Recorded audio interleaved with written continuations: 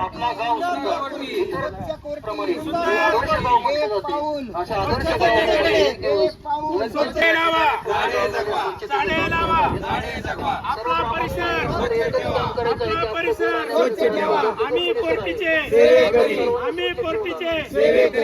गावासाठी काम करत आहे, याबद्दल तुमचं काय मत आहे? सगळ्यांनी केलं तर माझं काय मत आहे, सगळं चांगलं होईल, स्वच्छ होईल, गाव परिसर होईल.